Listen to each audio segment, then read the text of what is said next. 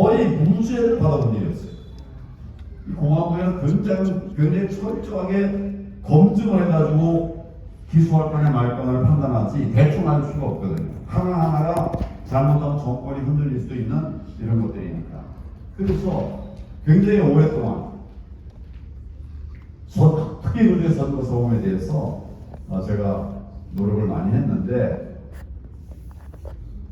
2010년 이후에 전자개편이 사전투표 이런 것들이 막 도입되면서 나라가 선거가 이상해지기 시작했어요. 그리고 결정적으로는 2020년 4.15 총선에서 생각할 수도 없고 있을 수도 없고 있어서는 안 되는 그런 부정선거가 저질러졌던 것입니다. 여러분들은 대한민국에서 부정선거가 저질러졌다는 사실을 알고 계십니까? 그런 일이 있을 수 있는가? 그 음모론 아니야? 이런 얘기들을 하고 있는 걸 아시죠? 여러분들이 음모론자입니까? 저는 늘 팩트를 기반으로 해서 얘기했던 사람이에요. 법무부라고 하는 것은 팩트를 기반으로 일하는 것입니다. 혹시 실수하면 억울한 피해자를 만드는 거 아닙니까? 그러니까 검증해서 정확한 이야기만을 하려고 최선을 다해왔던 것입니다. 그런 재론에 볼 때 4.15 총선은 부정선거였습니다. 머릿속에 있는 것이 아니라 제가 직접 본 걸 토대로 해서 얘기를 한 것입니다. 그 이후에 대선도 그렇고 총선도 그렇고 2020년 이후에 모든 선거, 정말 말 그대로 모든 선거에는 부정선거가 작동을 했습니다. 나라가 지금 굉장히 위기 상황이고 또 국민 살기에 너무 힘들고 또 좌파 정권이 하는 일들이 우리가 도저히 납득할 수 없는 이런 일들이 벌어지게 된 것입니다. 그래서 제가 이야기를 시작하기 전에 먼저 부정선거의 현장에서 이 문제를 가지고 팩트로 싸웠던 부정선거 방지대 아시죠? 부정선거 방지대 사무총장이 여기 와 계셔서 그 얘기를 좀 먼저 들어보면 어떨까요, 여러분? 빨리 나오세요. 시작했습니다. 우리 부정대 사무총장이 여성분이에요.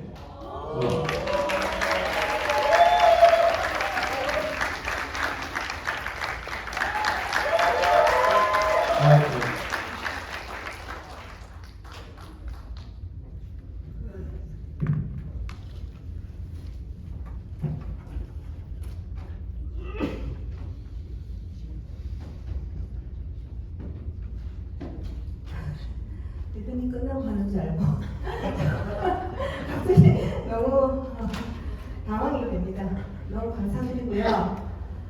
부정선거 부패 방지대 3기 총장 서미란이라고 합니다. 반갑습니다.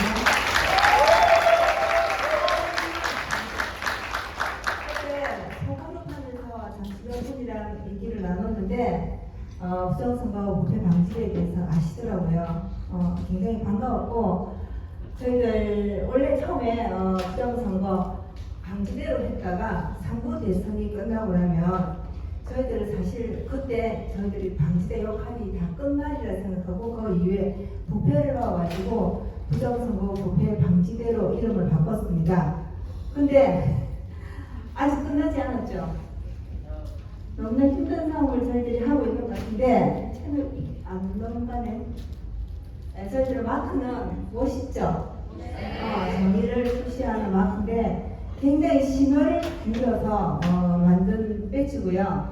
제가 지금 가슴에 달고 있는데 늘 언제나 제가 많이 달고 다니는 이 배지를 보고 선거 정의가 이루어질 때까지 부정선거 부패 방지대가 이제 대한민국에서 사라질 때까지 그날이 오면 좋겠는데 언젠가가 될지는 모르겠지만 저희들은 부정선거 방지대가 이 세 가지의 모토, 행동 강령을 가지고 우리 부정선거 부패 방지대는 탄생이 되었는데 22년 1월 말경에 28일경에 저희들이 이 세 가지의 행동 강령으로 부정선거 방지대를 감시단을 했습니다. 이거는 상부 대선 때 저희들이 상부 대선 때 감시 역할을 처음으로 시작해서 부정선거 방지제가 발족이 되었는데, 상부 대선 때는 정말로 저희들이 윤석열 대통령을 지키기 위해서 엄청나게 감시단 역할을 했을 때,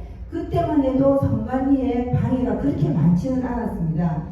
그런데 그때 저희들은 참관보다는 감시에 주력을 두면서 일주일 정도 감시단들이 활약을 했었는데, 그때 생각하면 저는 가슴이 너무 쓰라릴 정도로 부정선거 방지대가 열심히 했고, 기대는 부정선거를 밝힐 수 있으리라. 왜냐하면 그 전 선거 4.15 때 부정이 많이 난 걸 아시죠? 여러분들이 한번 돌려주시고요. 한 번 더 돌려주시고, 우리가 집회했던 거라든지 무효소속 선고 이런 걸 많이 했었는데, 저희들이 상부 대선 때 4.15 투표에 대한 부정에 대한 내용들, 그때 보면 백수님 투표지 좀 넘겨주시고요. 백수님 투표지 한 번 더. 여기 보면 일장기 투표지, 그리고 신권 다 만들어 보셨죠? 이런 투표들이 정말 나올 수 있습니까? 없습니까? 정말로 나올 수 없는 일들을 우리 중앙선거관리위원회는 만들어 놨더라고요. 그래서 이 사람들과의 투쟁은 저희 부정선거법에 방지되는 상부 대선이 끝나고 4.10 지방선거가 끝나고 16개월을 지속적으로 윤석열 대통령에게 부정선거 밝혀달라고 너무너무 매주 토요일마다 호소를 했습니다. 한 주도 빠지지 않고. 그랬지만 윤석열 대통령은 들어주지를 않았어요. 안 했던 이유를 저희들 원망과 굉장히 서운함이 있었는데, 12월 3일 개원 선포 때 이유를 저희들이 알게 되어서, 그때는 대통령과 함께 대한민국 정상화를 위해서 지금까지 투쟁을 하고 있습니다. 그래서 이번에 6.3 대선을 얼마 전에 했죠. 6.3 대선도 마찬가지로 저희 부방대가 지역적으로 스스로 자발로 시민활동을 하시는 분들이 나와서 시민들이 내 나라 대한민국의 참정권, 우리 대한민국을 지키기 위해서 활동한 내용들을 가지고 무수히 많은, 저희들이 선거 매뉴얼이 있는데, 그 매뉴얼은 한가위 대표님께서 1기 때 부정선거 참가인에 대한 매뉴얼을 만드셔가지고 저희들이 몇만 명, 한 3만 명 이상 교육을 시켜가지고 국민들이 공직선거법과 관리 규칙들을 알게 되었어요. 근데 상부 대선 이후에 저희들이 선거가 크고 작은 선거들이 한 10번 정도 있었는데, 이 선거를 할 때마다 참관인 활동을 하고 감시 활동을 하고 나면 선관위에서 법이 계속 한씩 바뀌는 거예요. 계속 바뀌어서 참관인들을 처음에는 투표 상황표도 보여주고 숫자가 몇 개가 보여줘서 우리들이 기록을 하고 맞추면서 4.15 선거의 부정에 대한 부분을 제공을 통해서 많이 알게 되었지만, 선관위가 그 이후에 선거를 할 때마다 이것을 착 감추다 보니 마지막에는 봉인지 색깔까지 바꾼 거예요. 처음에 청색이신 거 아시죠? 그 봉인지가 뒤에는 뭡니까? 까만색으로 바뀐 거예요. 까만색으로 바뀌어서 이제는 저희들이 간인을 하고 서명을 하니까 그것을 못하도록 선관위에서 방해를 계속하는 거죠. 하지만 저희들은 대한민국의 가장 선거가 잘못된 경우는 사전투표제가 있다는 거죠. 사전투표제를 왜 만드시는지 아시죠?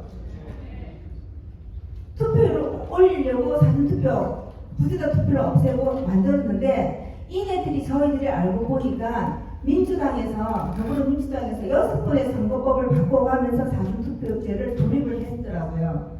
그러면서 저희들 이번에 6.3 대선 때 종지부를 찍은 것 같더라고요. 포스트 이시, 그 전에 보궐선거가 있었는데, 보궐선거 때 봉인지를 딱 떼보면 잔류가 하나도 남질 않더라고요. 잔류는 남지 않고 봉인지를 붙여놓으면 소용이 있습니까? 없습니까? 하나도 없죠. 그래서 중앙선관위는 정말 대한민국 국민들이 정말 개돼지로 알고 있는지, 그래서 저희들이 적극적으로 봉인지 간인을 했습니다. 간인을 하니까 간인에 대한 법에 대한 조목을 갖고 오라고 그러더라고요. 우리 선생님들 간인에 대한 법 조명이 있습니까? 없죠. 아무리 뒤져봐도 없더라고요. 그래서 저희들이 저희 부방대가 간인을 왜 했는지를 쭉 관리를 다 찾아보면서 이번에 기록을 하나 찾았던 게 유럽 안보협력기구에서 봉인지와 간인을 해야 된다는 매뉴얼을 제가 찾았습니다. 아마 뒤에 보시면은 좀 넘겨주세요. 그래서 여기 OSC의 유럽 안보연합회에서 봉인지는 해야 되고 거기에서 IFES라는 1996년 워싱턴 DC에서 사용한 자료에 볼트박스 클락 매뉴얼이라는 박스에 보면 봉인, 간인을 해야 됩니다. 이번에 보면 서명 교차 할인이 있죠. 여기에는 반드시 투표 봉인지와 뚜껑에 걸쳐서 사인을 하라고 나와 있습니다. 이것을 찾아서 저희들이 지금 여러 분들에게 홍보도 하고 있는데 우리 국민들을 여기 간인을 했다고 선량한 시민들을 대한민국의 선량한 시민들 모두를 범죄자로 만든 게 중앙선관위원회입니다.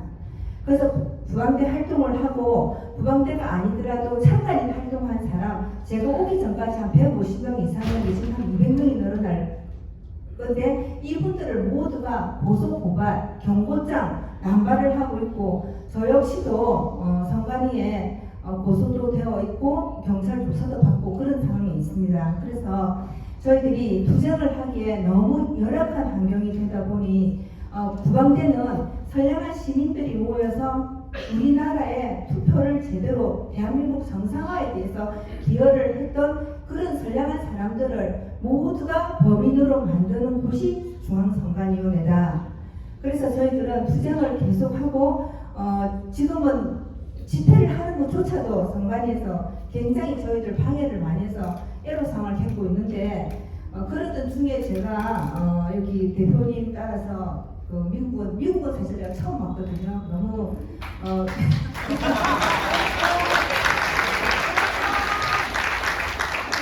처음인데 제가 부정선거법규방지대가 2022년 1월 28일 전부터 발대식해서 지금까지의 집회는 말을 할 것도 없고 선거 참관인과 감시단의 교육은 우리 매뉴얼을 가지고 엄청나게 많은 제가 생각에 한 5만 명 이상이 교육을 시켰던 것 같더라고요. 그리고 시민들 스스로가 자발적으로 그 교재를 보고 또 공부를 하고 그렇게 해서 우리는 투명한 투표를 향해서 가고 있는데 지난 4월 26일 날 100만 부방대 발대식을 해서 저희들 집회를 한번 한 게 있습니다.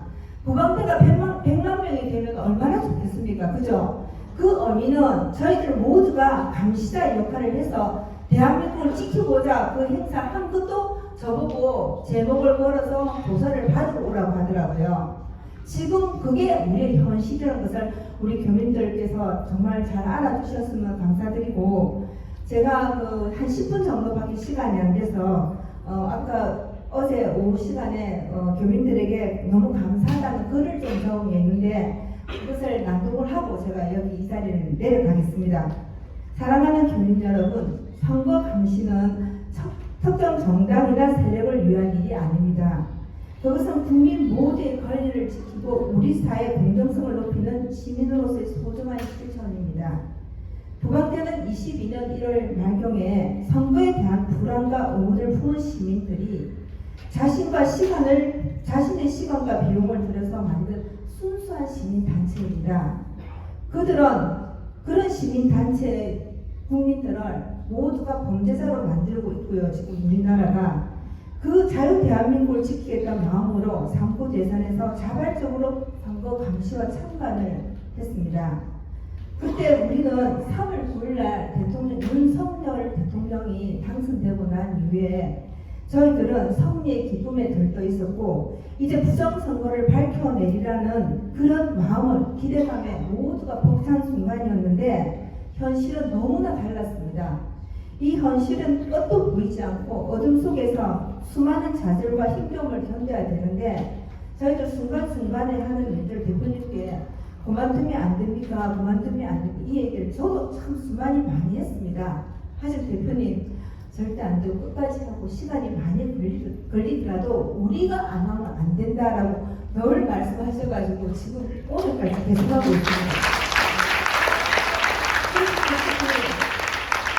지난 미국 대선 때 수천 명의 변호사, 수많은 시민이 공화당과 함께 선거 감시를 했던 소식에 한편으로는 너무 부럽기도 하고 한편으로는 트럼프 대통령 당 소식에 우리가 희망도 생기는구나 하는 그런 기대감도 사실 있었습니다. 맞죠? 근데 저희들은 제가 이번에 미국 처음 와서 엊그저께 한국전쟁 참전용사 기념관을 방문했을 때 너무 떨렸고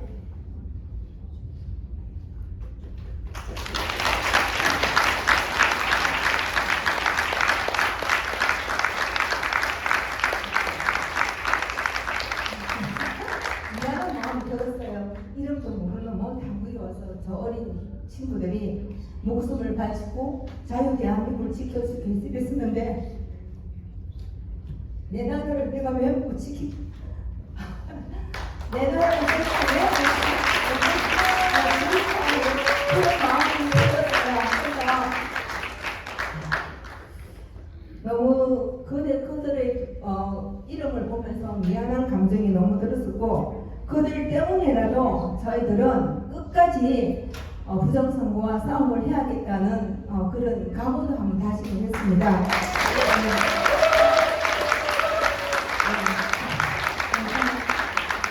오늘 이 자리에 이종희 목사님과 교민 여러분께서 너무나 힘들게 이 자리를 만드셨다는 얘기를 들었습니다.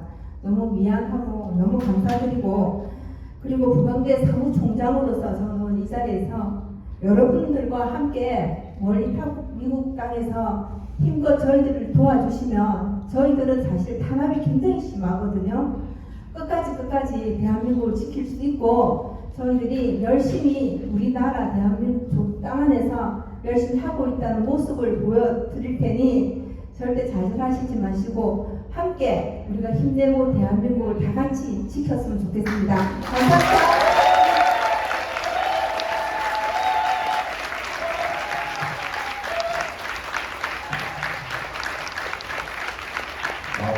박수 정말 받습니다.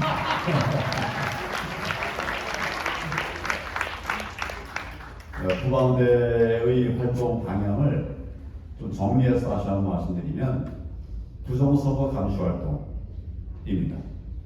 부정선거는 선거 때만 있는 게 아니라 선거 이전부터 부정선거 조작을 쭉 해놓고 때가 되면 이제 조작을 하는 거죠. 부정선거 감시 활동을 하는 것이 우리의 첫 번째 과제고 두 번째는 부정선거를 통해서 부정선거 감시 활동을 통해서 밝혀낸 내용들 이런 것들을 국민들에게 알리는 것입니다. 알리는 방법은 메시지로 알릴 수 있고 고소 고발을 통해서도 알릴 수 있고 국민들에게 이 부정선거에 대해서 알게 할 뿐만 아니라 부정선거 세력들에게 좀 겁을 주는 것. 법률적으로는 위하 자격이 있는데 겁을 줘서 다시 부정선거 못하게 하는 것. 이런 것들이 이제 우리들의 하나의 과제고 두 번째는 그렇게 이제 부정선거를 찾아내면 뭐합니까? 이걸 이제 막아내야 되니까 어떻게 하면 부정선거를 막아낼 수 있는가에 대해서 계속 연구를 하고 있습니다. 그래서 법이 맨 먼저는 부정선거 관련된 법안이 바뀌는 것이 가장 중요하죠. 근데 법이 잘 안 바뀌겠죠? 왜냐하면 이 부정선거 꿀맛을 본 자들이 있어요. 이 자들이 부정선거를 통해서 쉽게 당선되고 정권도 탈취할 수 있는데 그냥 자기들이 그 권리를 그냥 놓지 않겠죠. 결국은 싸워 나갈 수밖에 없기 때문에 어려운 싸움이 됩니다만은 그러나 그럼에도 불구하고 우리의 목표는 분명해야 되니까 부정선거를 없애기 위해서는 어떻게 할 것인가. 우선은 선거법을 개정해야 돼요. 어떻게 하는 게 좋은가? 우리가 낸 결론은 당일 투표, 당일 수개표.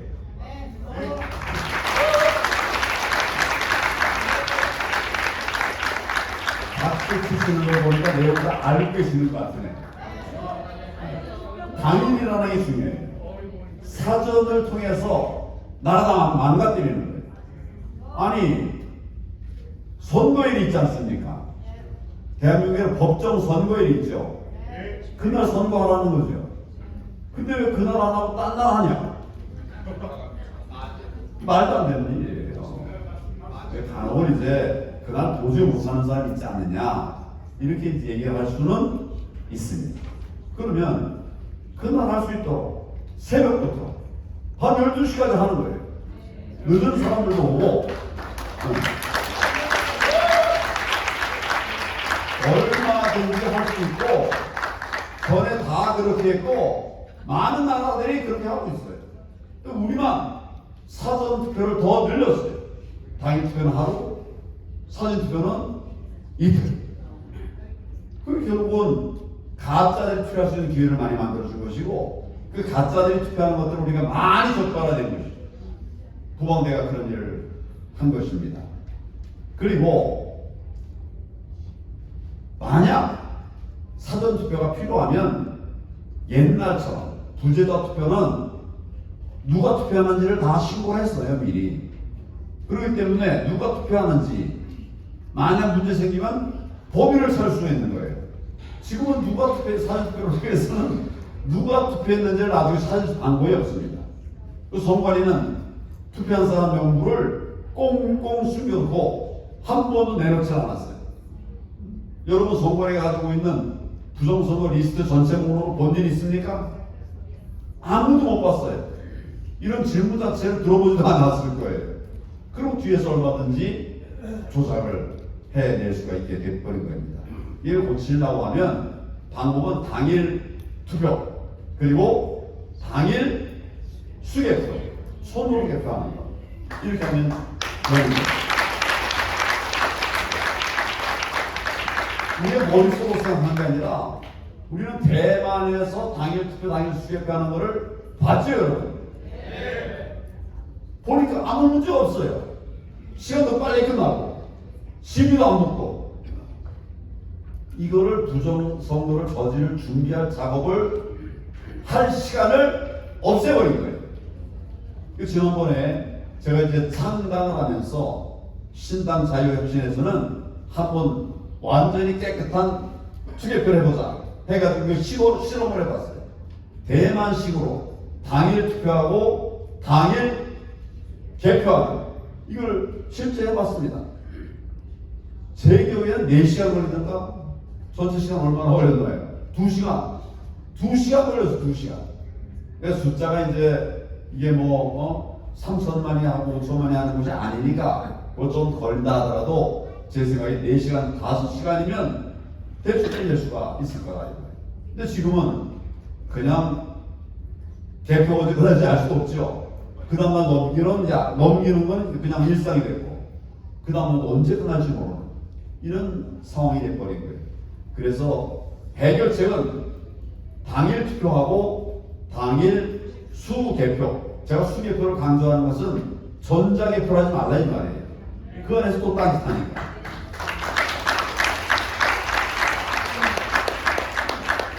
만약 이 법이 개정되지 않으면 어떻게 할 거냐? 그 전에는 어떻게 막을 방법이 없냐? 그럼 이제 궁여지책, 차선책들을 만들어내야 되죠. 예를 들면 제일 부정선거가 많이 저질러지는 것이 사전투표예요. 그래서 사전투표에서 선거 조작하지 못하도록 하려고 하면 사전투표가 없게 하면 되겠죠. 그렇죠? 근데 사전투표가 없게 하기 어려우니까 그러면 애국 우파들은 우리 시민들은 당일 투표만 해라. 사전투표로 하지 말고 당일 투표만 해라. 만약 이게 되면 사전투표하는 자들은 다 좌파겠죠? 그럼 검증할 필요 없는 거예요. 이제 문제는 우리가 똘똘 뭉쳐서 이 똘똘 뭉친다는 말을 입에 써야 되는 건데요. 똘똘 뭉쳐가지고 사전투표 안 하고 당일 투표만 하면 사전투표의 폐해를 내가 볼 때는 한 95%는 다 나갈 수가 있어요.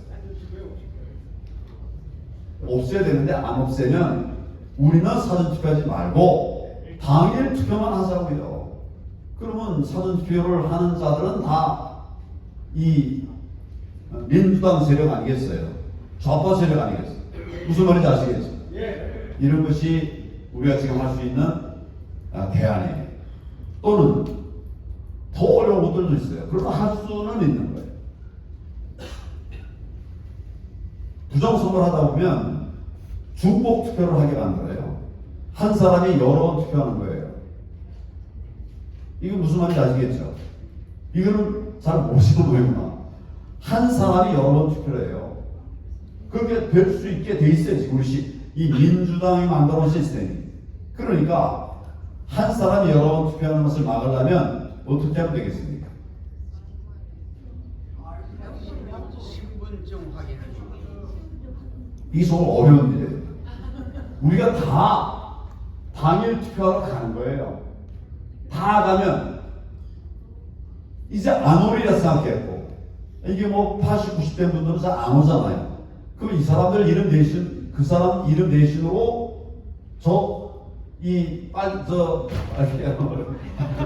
부정선거 이 세력들이 싹싹 심어오는 거 있어요. 여러분 이중투표가 나왔다는 얘기 많이 들었잖아요. 이렇게 나오는 거예요. 그래서 제가 이제 감시활동 쭉 하면서 사전투표한 것들을 쭉 정리를 해보니까 우리 뭐 박주현 변호사나 이런 여러분들이 이걸 작업을 쭉 해가지고 자료를 이제 받아가지고 선관위나 어떤 투표 부자를 받을 수 있는 데 받아가지고 소팅을 딱 해봤어요. 나이 순으로 이름 순으로 쫙 소팅을 했어요. 그때 나이 많은 사람이 투표한 사람 나이가 137세? 몇 세? 최고는 197세가 최고예요. 137세 할머니가 나왔어요. 또 130세도 있고. 1823년생이요. 그래가지고 그 선거후에 보니까 100세가 넘은 분이 그때 내 기억에 24명 있어요.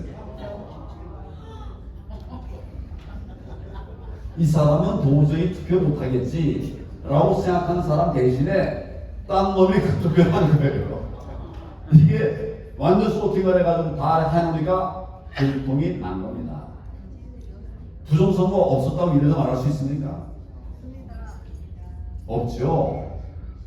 그런 방지 대책을 제가 몇 가지 말씀드렸는데 다 쉽지 않아요.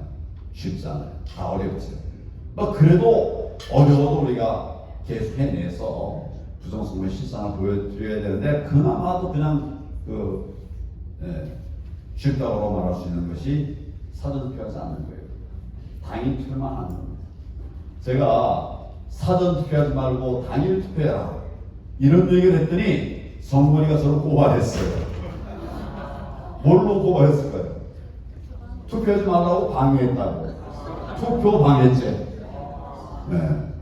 대한민국 최고의 투표 전문가인데 내가 투표 방해했는데 결과는 물론 무죄죠. 말도 안 되는 거죠. 그러나 선관위는 일단 고발부터 해놔요. 일단 고소부터 해놔요. 일단 문제제기 딱 던져놔요. 그러면 국민들은 순진해가지고 그 말 한마디로 막 흔들려 버려요. 경고장을 냈더니 지금 저 부방대에도 150장 이상, 그러니까 거의 200명 가까이 되는데 경고장을 다 지금 내놓는 거예요.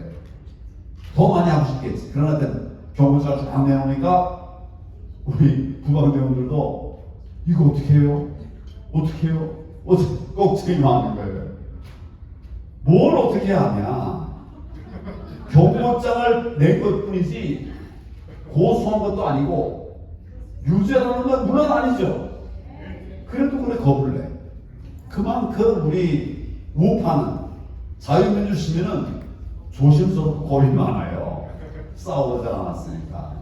근데 종북 좌파들은 붙잡혀서 구속되는 것을 더 영예롭게 생각해요. 그런 건 아시죠? 훈장 달았다고 해요. 그런데 싸움이 쉽지 않은 거죠. 그래도 이제 우리 부방대를 중심으로 해서 많은 시민들이 깨어났습니다. 그래서 이제는 싸우겠다는 얘기를 하는 분들이 많이 있어요.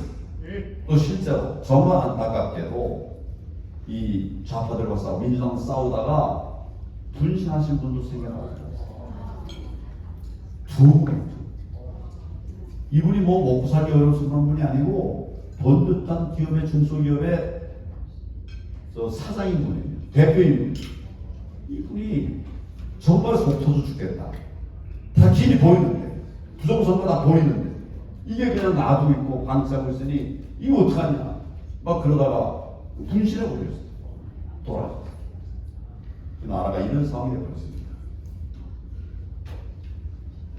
그 얘기를 점점 더 하면 제가 더 화가 막 나니까 첫째는 부정선거 감시활동, 두 번째는 이 찾은 것에 대해서 고발 활동이 필요합니다.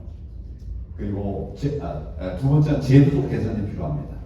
세 번째는 고발적 싸움이 필요합니다.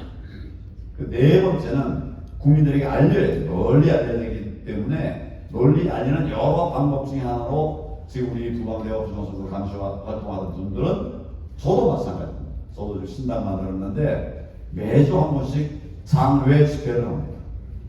힘들어요. 장애 힘들지만 그러나 국민들에게 계속 알려야 되기 때문에 그래 얘기를 하고 있죠. 홍보도 해야 됩니다. 많은 국민들이 알아야 됩니다.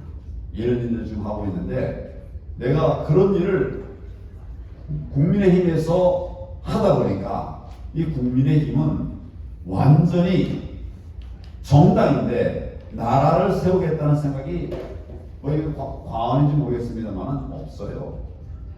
윤 대통령이 탄핵되도록 국민의힘이 막았으면 막힙니다.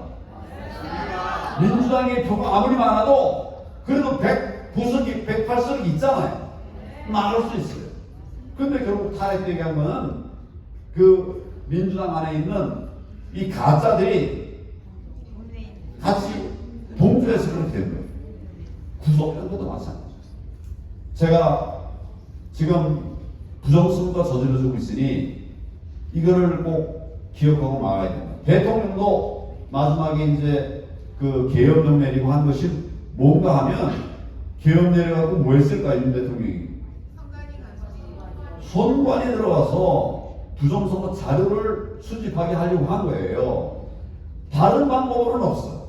아무 해도 안 되니까 마지막 수단으로 그걸 했는데 그런데 이 좌파들과 같이 동조해가지고 비난하고 앉아있으니 제가 어떻게 거길 앉아있겠습니까?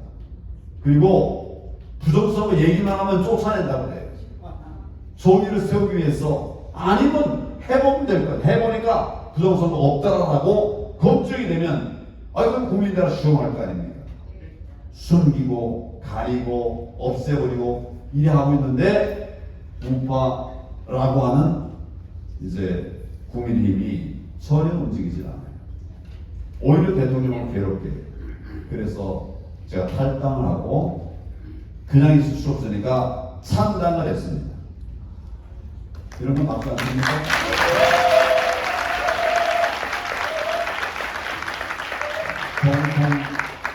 보수 정당을 만들기 위해서 지금 뛰고 있습니다.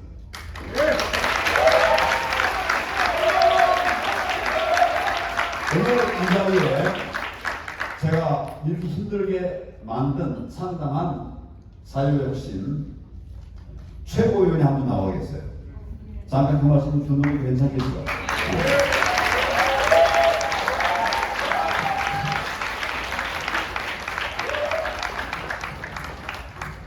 안녕하십니까. 자유와 혁신 김상현입니다.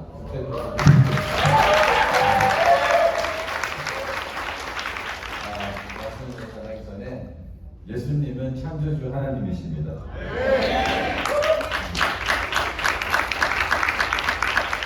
그분이 나를 만드셨기 때문에 그분이 나의 주인이십니다. 내가 내 삶의 주인인 줄 알고 사는 것이 지옥 가는 죄입니다. 예수님께서 내 삶과 생명의 주인이라는 것을 진실된 마음으로 고백하는 기도가 천국으로 가는 회개입니다. 아직 그 고백을 하지 않으신 분이 계시다면 창조주이신 예수님께서 나의 주인이심을 지금 잠깐이라도 마음으로 고백하시기를 간절히 바랍니다. 그래서 우리 다 천국에서 만납시다. 그리고 미국에서 이렇게 조국을 위해서, 대한민국을 위해서 애써주시는 형제 자매들께 깊이 감사드립니다. 제가 여기 영주권 시민권으로 살고 있으면 이렇게 활동하지 않았을 것입니다. 그래서 한 발 빼고 있었을 거예요. 그래서 이렇게 이상한 분들을 보면 너무 감사하고 마음이 울컥하는 감동이 있습니다. 그리고 용기가 되고 격려가 됩니다. 다시 한번 깊이 감사드립니다.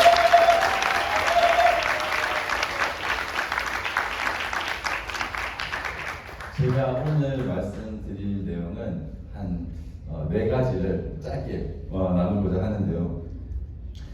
첫 번째로 한미연합이 교회의 연합인 이유, 두 번째 공산주의자들의 3가지 주요 전략, 세 번째 교회의 3대 거짓말, 네 번째 제가 왜 황교안 대표님과 함께 하는지입니다. 제가 이번에 워싱턴에 와서 이제 한 나흘 됐는데 한국을 돕고자 하는 미국의 보수 정치인과의 대화를 제 눈으로 직접 보고 제 귀로 직접 들었습니다. 미국 보수 정치인과의 외교는 성경을 믿는 신앙이 아니면 불가능하다는 것입니다. 성경의 언어는 믿음이 없으면 번역도 불가능합니다. 아무리 외교 천재 달변가가 한국에서 왔다고 하더라도 성경을 믿지 않으면 서로 다른 말을 할 수밖에 없고 천국, 지옥, 구원을 믿지 않는데 어떻게 대화가 되겠습니까? 실제 트럼프 행정부의 정책에 직접적인 영향을 주는 우리가 만나본 바트 말코이스랑 칼라 샌즈 이 두 분과의 미팅에 관한 이야기도 짧게 나누고자 합니다.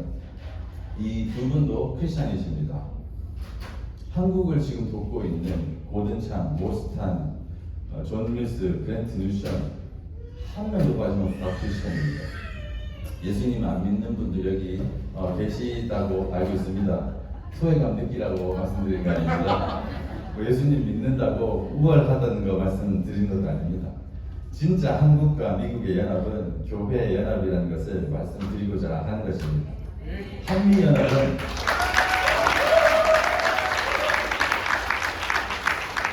한미연합에는 2가지 특징이 있습니다. 첫 번째, 한국전쟁, 6.25 전쟁으로 묶여있는 사랑이 있습니다.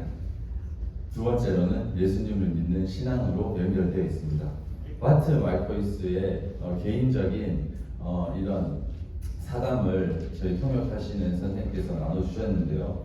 황교안 대표님과 여기 있는 여러분들을 만나기 위해서 개인적인 일정까지도 조정하시면서 왔다고 하십니다. 그리고 장인어른께서 한국전쟁 참전 용사이십니다. 그래서 장인어른께서 한국말도 가르쳐 주셨다고 합니다. 네. 그리고 장인어른께서 황교안 대표님 만나면 꼭, 그리고 우리 한국인들 만나면 꼭 전해달라고 하신 말씀이 있습니다. 그게 뭐냐면 지난 70년 동안 한국이 자유민주주의를 지켜주셔서 감사합니다. 젊은 날 한국의 자유를 위해 싸운 것을 지난 70년간 단 한순간도 후회한 적이 없었으며 언제나 자랑스럽게 생각해왔습니다.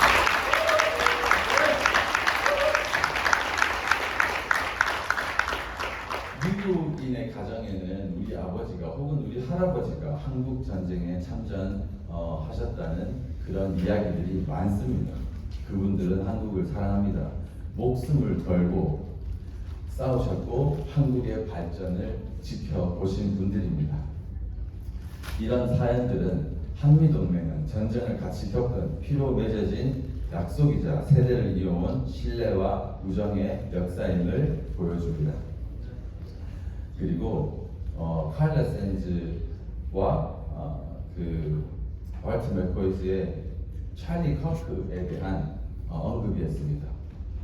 그 두 분 모두 찰리 커크의 소천을 깊이 애도하며 슬픔을 나누셨습니다. 그 두 분은 찰리 커크를 미국의 순교자라 부르며 링컨과 마틴 루터 킹의 반열에 올려놓기도 하셨습니다. 더 나아가 성경 속의 스테반과 그리고 비교하며 폭력에 보복하지 않고 예수님의 사랑을 전하며 순교한 스테반의 길을 닮은 인물이라고 강조했습니다. 그리고 그의 죽음을 통해서 이미 미국 전역에는 영적 부흥의 물결이 일어나고 있고 터닝포인트의 지부가 미국 전역의 고등학교에 세워지고 그리고 많은 사람들이 교회 예배에 참석하게 됐고 성경 판매율이 수직 상승하는 놀라운 현상이 일어나고 있습니다. 이런 것을 나누겠습니다. 찰리 커크는 대체 불가능하지만 이제 수백만 명의 찰리 커크가 그 길을 따르고 일어서고 있다고 하셨습니다. 제가 그 이야기를 듣고요. 스데반의 순교, 그리고 또 바울과 같이 찰리 커크의 죽음을 비난하는 그런 사람도 바울과 같이 다시 일어날 것이라는 믿음을 고백해 주셨으며 그리고 찰리 커크가 쓰러지던 그 순간의 영상을 보존해야 한다고 하시면서 이것이 앞으로 미국의 십자가가 되어야 한다고 강조하기도 하셨습니다. 이런 말을 성경을 믿지 않는 믿음으로 어떻게 이해하겠습니까? 그런데 그 황교안 대표님과 사모님은 제가 가까이 지내면서 정말 성경의 말씀을 사랑하시는 분이라는 것을 알게 됐습니다. 그저께도 오후 시간이 조금 비었어요. 그래서 바이블 뮤지엄에 갔습니다. 거기서도 성경에 관한 이야기를 많이 나눠주셨고 두 분 내외에는 오랫동안 이스라엘을 위해서 기도해 오신 분이고 그리고 개인적으로 알리야를 돕기도 하십니다. 그리고 성경은 역사적 사실이라는 그리고 성경은 오류가 없는 하나님의 말씀이라는 사실에 대한 열정이 정말 대단하십니다. 이런 이야기를 나누면서 저희 팀 같이 온 팀에 우리 제가 정말 사랑하는 우리 엄마 같은 서민한 총장님 그러니까 저희 엄마랑 캐릭터도 너무 비슷하시고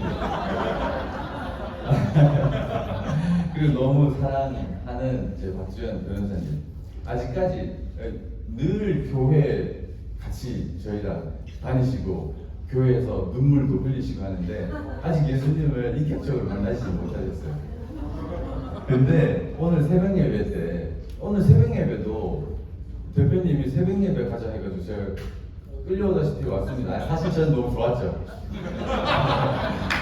근데 목사님이 기도를 하시면서 우리 강사님들 중에 박주현 변호사님께서 아직 예수님을 안 믿으시는데 근데 거의 다 믿었다고.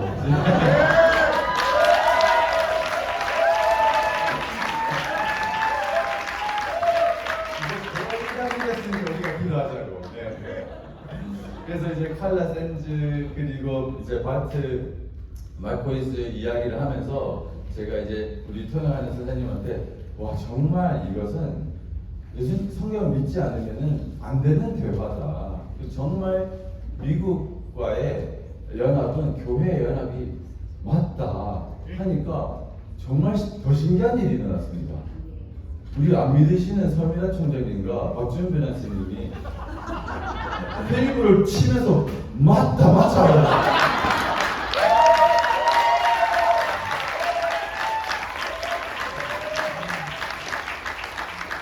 사실 그게 더 놀라웠습니다.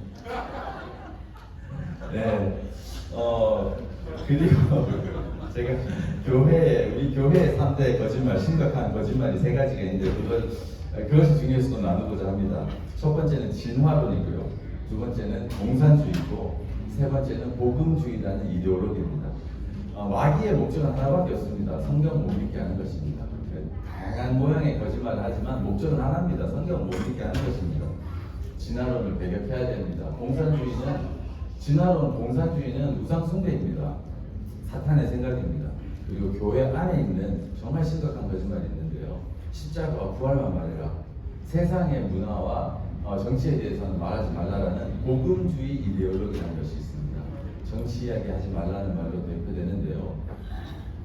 바이블 뮤지엄에서 임팩트 오브 더 바이블 하면서 뭐 가족, 패밀리도 있고 뭐 다 있더라고요. 뭐 직장도 있고 그 중에서 가버먼트도 있었습니다. 성경은 모든 영역에 임팩트를 줍니다. 네.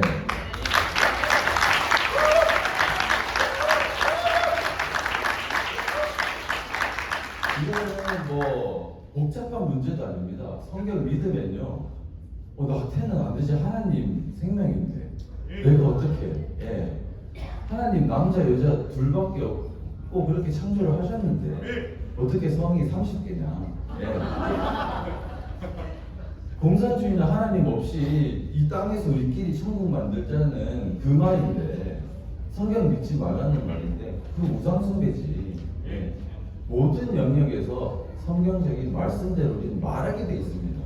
예. 어디 영역에서는 말하지 말라, 어디 영역에서는 말하라. 이거는요, 마귀가 원하는 것입니다.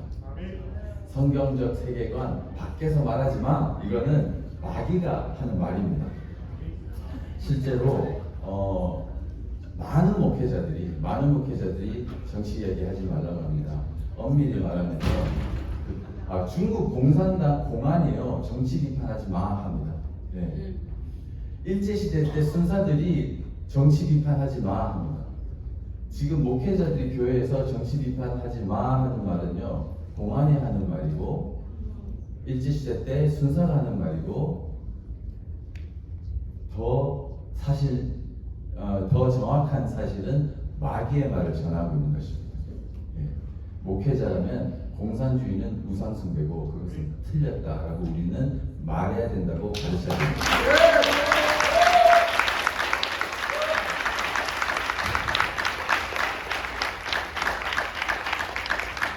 진화론과 공산주의자보다 이 세 번째 복음주의라는 이 이데올로기가 더 악합니다. 왜냐하면 더 그럴듯하게 속이기 때문입니다.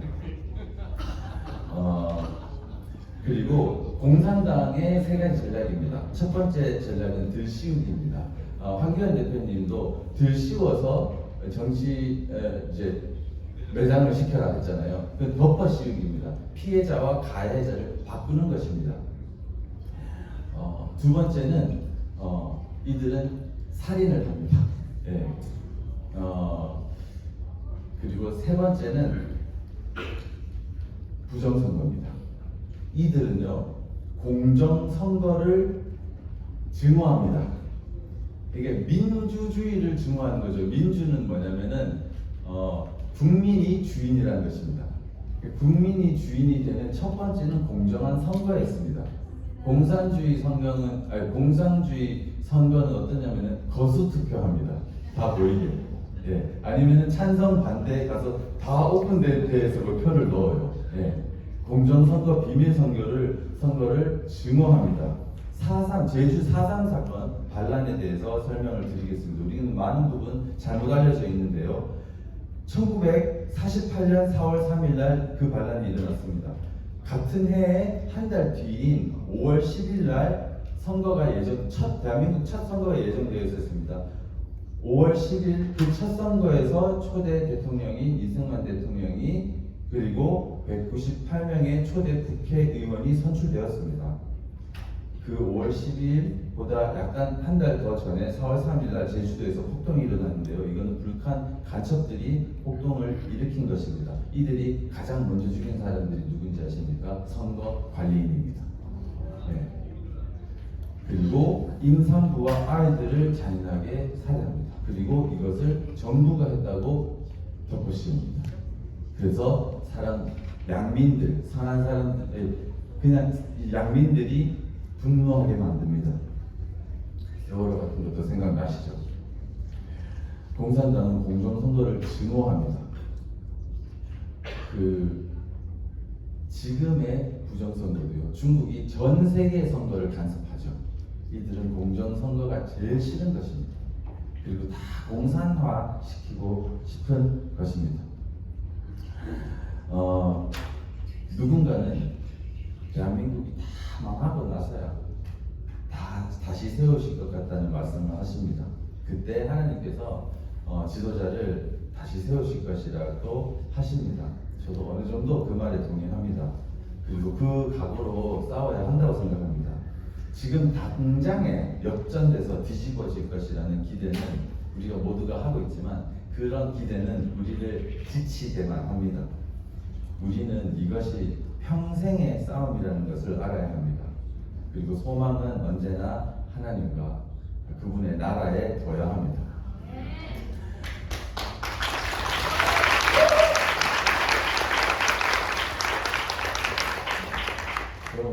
어떻게 싸워야 합니까?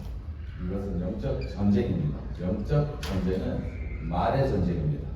하나님께서는 말씀으로 세상을 창조하셨고 예수님께서 말씀 그 자체이시고 믿음은 말을 들음으로 주시는 것입니다. 여기 미국에 계신 사랑하는 동포 여러분들께 부탁드리고자 하는 것은 이렇게 황교안 대표님과 그리고 이 한국의 자유를 위해서 싸우는 사람들을 미국에서 알려주십시오. 말해주십시오. 제가 어제 어떤 미팅을 한 자리에 있었습니다. 미국 정계에 깊숙이 관여한 그 미국인도 이스라엘을 위해서 기도한 크리스천이었습니다. 황 대표님과 사모님은 정말로 제가 본 정말 몇 안 되는 찐 크리스천이십니다. 그래서 미국 보수 정치인과 대화가 되시는, 제가 알기로는 한국의 정치 지도자 중에서는 미국 보수 정치인과 크리스천 정치인과 대화가 되는, 깊이 이해하고 대화를 나눌 수 있는 유일한 분이십니다. 그리고 대한민국 정치인 중에 정말 놀랍게도 공산주의라는 단어, 부정선거라는 단어를 말할 수 있는 분이요, 황교안 대표님밖에 없어요. 우리나라 보수 정당에서 부정선거라는 단어도 말을 못합니다. 그리고 공산주의 혹은 공산당이라는 단어조차 말하지 못합니다. 신뢰할 만한 사람은요, 물론 사람은 믿음의 대상은 아니지만 그나마 그래도 신뢰할 만한 사람은 저는 자신의 의견을 뚜렷하게 정확한 단어로 표현하는 사람이라고 생각을 합니다. 목사님도 좌파가 들어도 맞고 우파가 들어도 맞는 기도 하시는 분들 많잖아요. 추상적인 단어들의 번복을. 황교안 대표님은 그러시지 않습니다. 그리고 제가 자유혁신 들어와서 줄 잘 서서 한 자리 하려고 하는 게 아닙니다. 생각해 보십시오. 진짜 정치는 험한 길입니다. 꽃길이 아닙니다. 이웃을 위해 먼저 다치고 대신 죽는 자리입니다. 하면 할수록 출세가 아니라 신변이 위험해집니다. 제가 사진을 하나 보여드리겠습니다. 잘 안 보이실 수 있는데요. 여기 십자가가 있고 아이 3명이 있는 사진입니다. 이 사진 귀여운 제 아이들인데요. 이게 어떤 사진이냐면은 제가 이메일을 받았는데 제 아이의 사진을 편집을 해서 영정 사진으로 만들어서 죽이겠다고 협박한 사진입니다. 실제로 제가 경찰서에 고소를 했고, 그리고 이것은 자녀 살해 협박이 맞다. 그래서 수사를 했고 수사 결과가 나왔습니다. 이 메일은 중국에서 보낸 것이라고 합니다. 제가 이 협박의 이유는 단 2가지입니다. 제가 공산주의를 반대하고 부정선거를 알리기 때문입니다. 제가 이렇게 위험하면 황교안 대표님은 얼마나 위험하시겠습니까? 황교안 대표님 이메일을 누군가에게 보내잖아요. 그럼 내용이 바뀌어서 가요. 누군가가 황교안 대표님한테 이메일을 써서 보내잖아요. 그러면은 내용이 바뀌어서 옵니다. 그리고 화면이, 이메일 제목 이렇게 있는 화면 있죠. 이렇게 보고 있으면 실시간으로 글자가 바뀝니다. 그걸 찍어서 보여주시더라고요. 아시겠죠? 하면 할수록 더 위험해집니다. 제가 찰리 커크의 소천하는 그 모습을 보고 제일 무서웠습니다. 제가 다른 누구보다. 제 아내는 소리를 빽빽 질렀어요. 그래서 여러분께서 저희와 함께 해주십시오.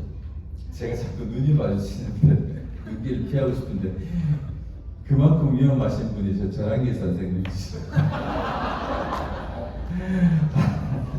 저도 그래서 한기 쌤만 보면 저도 눈물이 나는 거예요. 네, 공산주의를 반대하고 부정선거를 알리면 진리를 전하면 위험해집니다. 자유를 위해 싸우는 사람은 위험합니다. 자유를 위해 싸우는 사람은 웬만하면 다 죽거나 망명 같더라고요. 링컨, 박정희, 이승만, 트럼프 대통령, 찰리 커크 기도해 주십시오. 그리고 함께 해주십시오. 우리는 못합니다. 그리고 우리는 선교와 전도의 방향성을 절대 잊으면 안 됩니다. 북한과 중국의 자유를 위해 기도하고 싸웁시다. 영적 전쟁은 말의 전쟁이고요. 유튜브로 알리고 SNS로 알리고 만나서 알리고 교회에서 알리십시다. 우리가 순종해서 알리면 선하신 하나님께서 반드시 도우실 것입니다.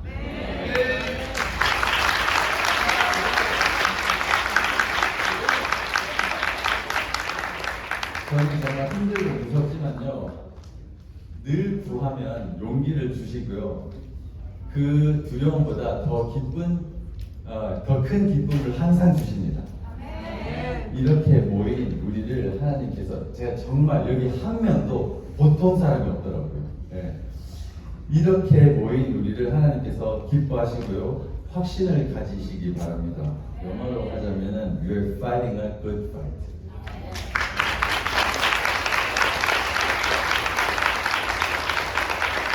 다시 한번 확신을 가지십시오. 우리는 선한 싸움을 싸우고 있는 것입니다. 끝까지 싸웁시다. 감사합니다.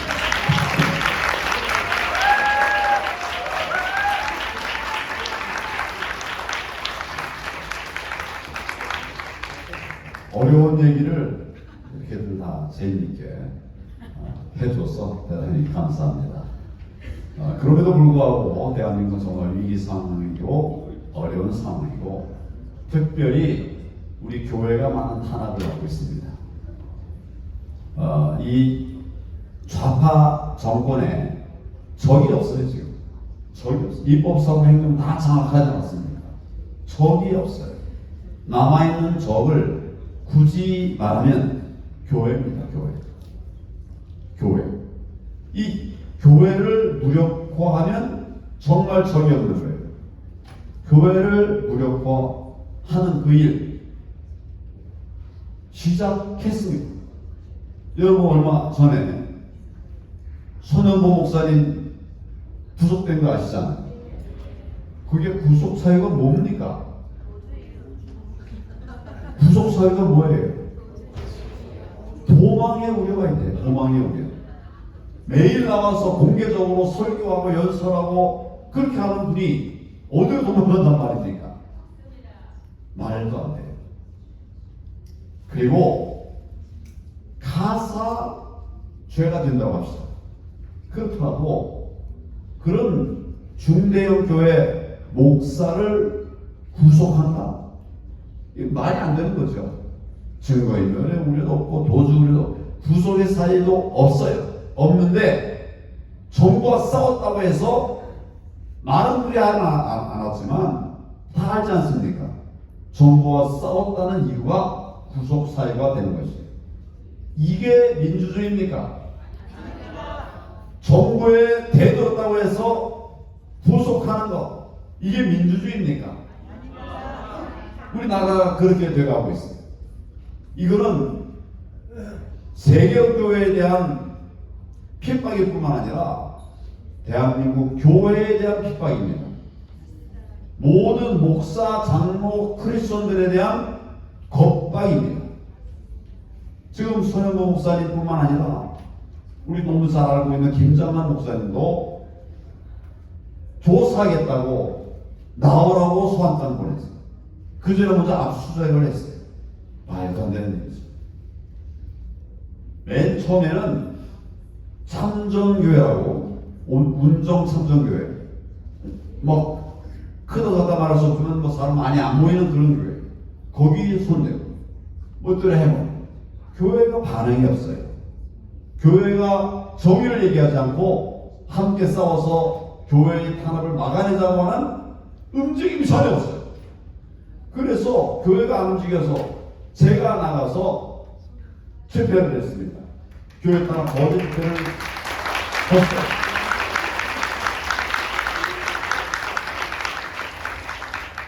교회도 왔습니다. 그래서 막 120명 와서 같이 집회도 하고 그랬는데, 우리 우파의 아주 큰 단점 중에 하나는 뭐냐면 오래 못 싸워요. 조금 하다 말아요. 150명 모이는 게 좀 지나고 보니까 결과 50명으로 줄어들고 뭐 이렇게 결과 많았어요. 그러면 동력이 안 생기는 거죠. 지금 교회가 여기저기서 무너지고 있습니다. 코로나 때 교회가 문 닫은 교회가 많이 있었죠. 몇 개가 있었습니까? 10,000개. 문재인 정부 때 11,000개 교회가 문을 닫았습니다. 그리고 다 가만히 있어. 닫았나 보다. 결과적으로 교회가 다 문을 닫게 되면 적대 세력이 없는 거예요. 무서운 세력이 없는 거예요. 이렇게 만들어가면 되겠습니까? 이거를 목사들이 나서야 되나? 장로들이 나서야 되나?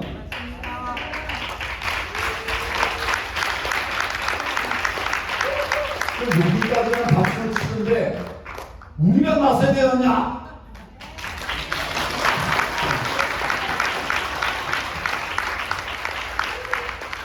나한테 가면 그래도 박수 안 쳐. 아, 이거 목사들이 싸워야지. 장로가 싸워야지. 우리가 만약 공산국가가 되면 목사도 죽고 장로도 죽고 정말 그리스도인이라고 하면 평신도도 다 죽는 거예요. 우리가 죽는 게 두려운 게 아니라 하나님께서 이 땅에 복음을 전해서 정말 온 땅에 하나님께 영광 돌리는 그런 날을 희망하시는데, 우리가 무너지면 교회가 무너지는 겁니다. 또 미국이 무너지면 하나님이 무너지는 거예요. 가만히 있어도 되겠습니까, 여러분? 정말 각성하고 깨어서 출발해야 되는데, 제가 지금 잠깐 말씀드렸지만 그 책임은 4개 있어요. 4개. 목사님에게 있는 게 아니고 장로님에게 있는 게 아니라 4개 있는 겁니다. 여기 만약 목사님이 계시면 그 목사님이 해야 되는 거예요. 장로님이 계시면, 선교사님이 계시면 그 선교사님이 하셔야 되는 거예요.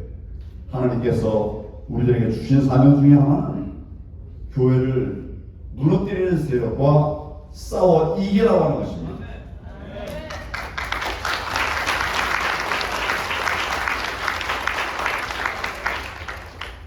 제가 하나님께 기도하면서 받은 방향은 교회가 뭉쳐 싸워라 이거였어요. 교회가 뭉쳐 싸우지 않으면 이길 수가 없죠. 이제 우리는 교회는 뭉쳐 싸워야 되고, 교회뿐만 아니라 자유민주주의를 사랑하는 모든 사람들이 함께 나가 뭉쳐서 싸워야 됩니다.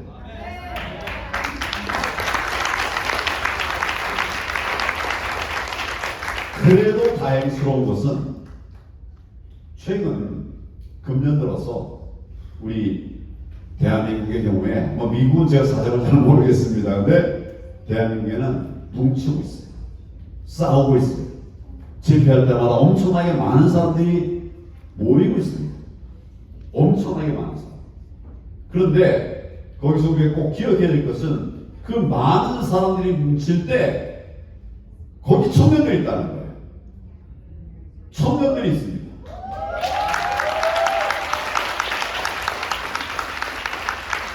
아까 제가 보니까 그 뭉치는 청년들의 리더가 여기 와 있던데, 왔다 갔다 하는데 지금 안 보이네요. 네. 어디 막 밖에서 다음 또 한사를 준비하고 있는 것은 보이죠. 지금 청년들이 뭉치고 있습니다. 우리 예배 집회를 하면, 제가 좀 매주 집회를 하는데 우리가 다 모아놓으면 1,000명밖에 안 모여요. 지금 신당이니까 많이 안 모여요. 1,000명 모여요. 근데 그 1000명 중에 대다수가 뭐냐 하니까 청년들이에요, 청년들.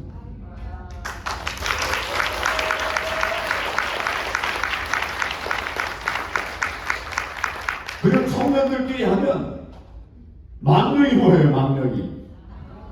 적게 모여도 5,000명, 10,000명, 많이 모이면 20,000명, 30,000명까지 모입니다. 그래서 제가 그 대표들에게 물어봤어요. 이거 어디서 동원한 사람들이냐? 우리 어른들은 큰 집회하려고 하면 동원해야 되거든요. 어느 부산은 몇 명, 뭐 대구는 이래 해야 되거든요. 그래서 어디서 모았냐? 그랬더니 안 모았는데요? 안 모았대요. 너희 회원은 몇 명이냐?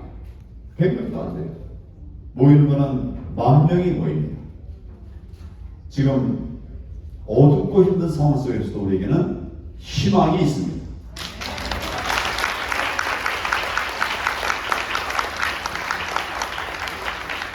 우리와 같이 하지 않던 청년들이 구름대처럼 모이고 있습니다.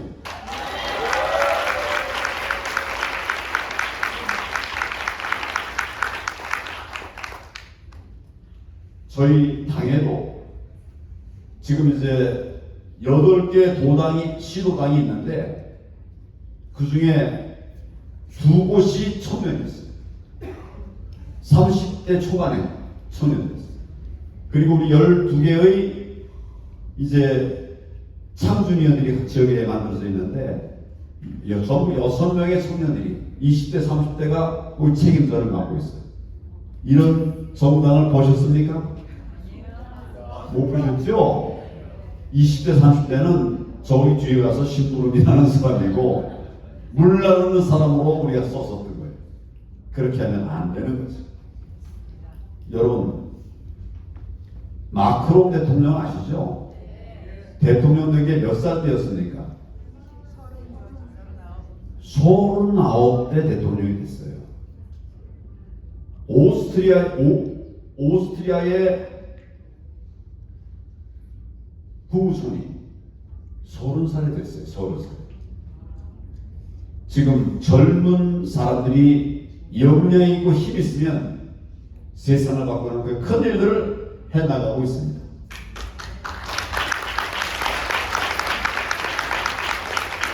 다행스러운 것은 제가 이 정말 현재 정당에 답이 없다고 보고 제가 창당을 했습니다. 그 창당한 제 당의 이름이 뭔지 혹시 아시나요? 자유와 혁신입니다. 자유와 혁신입니다. 여기에 많은 사람들이 또 모이고 있어요. 여기도 청년들이 많아요. 세상을 바꿀 힘이 우리 국민에게 있습니다. 깨어있는 국민에게 있습니다.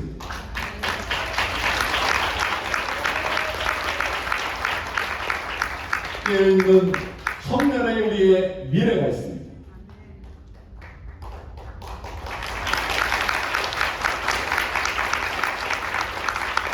꼭 그래서 제가 말씀드리고 싶은 것은 청년에게만 미래가 있는 게 아니에요. 세계에서 제일 못 살던 나라부터 세계가 부러워하는 경제 강국을 만든 80대, 70대, 60대가 대한민국의 오늘을 만들어낸 겁니다.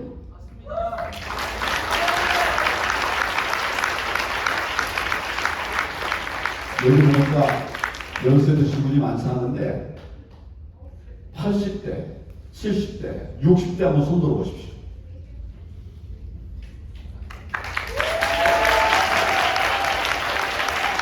감사합니다. 대한민국 오늘을 만들어주신 이분들과 젊은이들 다 함께 대한민국을 세워내는 일에 동참합시다.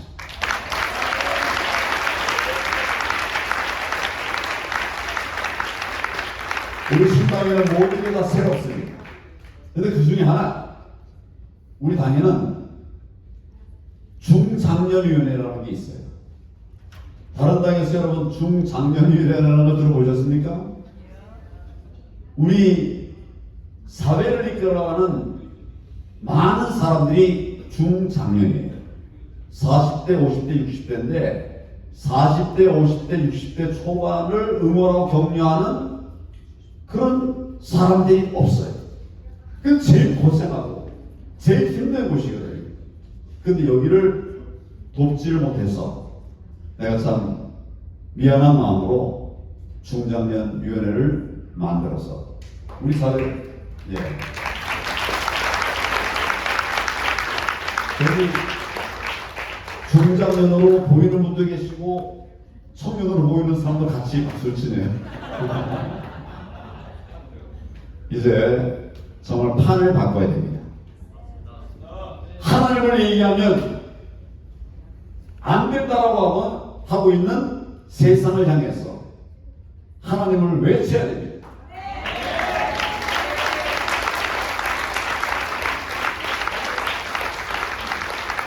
젊은이들이 뭘 알아? 라고 말하던 그런 세대로부터 젊은이들을 키워내는 그런 사회가 되어야 됩니다.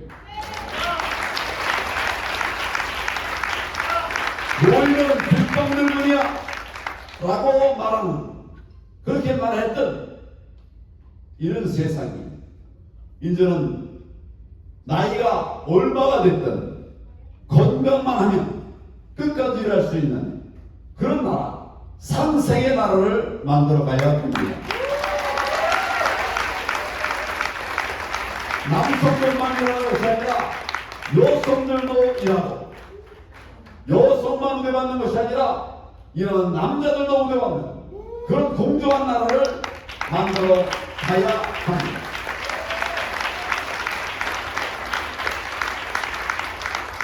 좌파 정권이 정권을 잡고 나서 대한민국의 미래가 없습니다. 맞습니다. 미래가 없어져 버렸어요. 우리는 지금도 열심히 일하지만 미래를 만들어가는 그런 기성세대가 되어야 됩니다.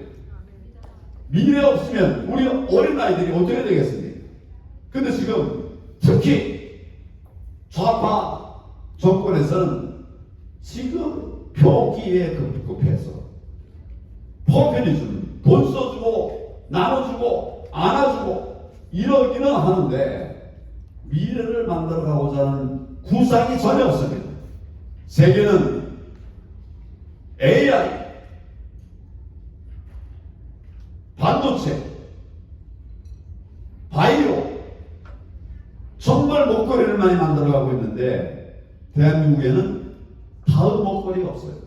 다 삼성만 바라보고 있고 LG만 바라보고 있고 이러고 있어요. 정말 미래가 없죠. 기회는 있습니다. 우리가 정말 나라를 생각하고 국민을 생각하고 어려운 사람들을 챙기고 힘든 사람들까지 같이 고려하는 이런 성숙한 사회로 만들어가면 우리 대한민국은 정말 세계가 부러워하는 초인류 정상 국가가 될 것입니다.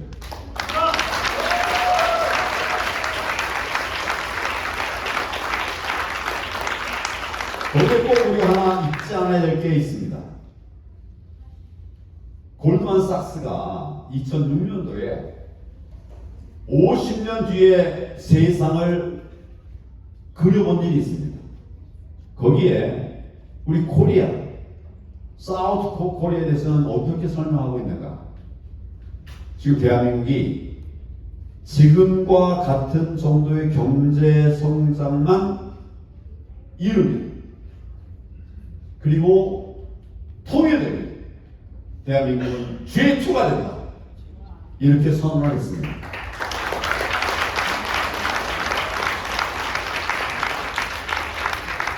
어느 순간 우리에게 통일의 꿈이 시들어가고 있습니다. 그러나 우리 애국가에도 있어요. 하나님이 보호하사 우리나라 만세. 이 한반도 만세라는 얘기죠. 근데 북한을 거의 포기해버리겠어요. 그러니까 북한도 우리 동포입니다. 저는 피난민의 아들입니다. 황해도 출신 아버지의 아들입니다. 그 귀한 땅을 우리가 포기해서는 안 됩니다. 나라 좁아요. 통일만 돼도 뭐 거의 2배 가까이 땅이 늘어납니다. 우리 국민도 많은 거 아닙니다. 세계로 말해보면 우리 국민 숫자가 뭐 20위도 안 돼요. 또 우리 국민들이 많아질 수 있는 방법, 통일을 이루면 우리가 많은 국민들을 확보할 수가 있죠. 더 큰 것은 우리가 본래 우리 이 한반도, 그게 우리 대한민국의 땅이었습니까? 북방에 넓은 땅들이 있습니다. 아직도 우리 민족이 여기저기서 살고 있잖아요. 조선족으로 살고 있지 않습니까? 이분들이 다 뭉치면 정말 초일정상국가 될 수 있겠습니까? 없겠습니까? 그런 꿈을 다 잊어버렸어요. 이런 것들을 만들어가는 그런 정치인으로서의 환교하는 그런 정치를 하겠습니다. 우리 국민 여러분들도 이런 비전과 꿈을 가지고 대한민국을 만들어가 주셨으면 대단히 고맙습니다.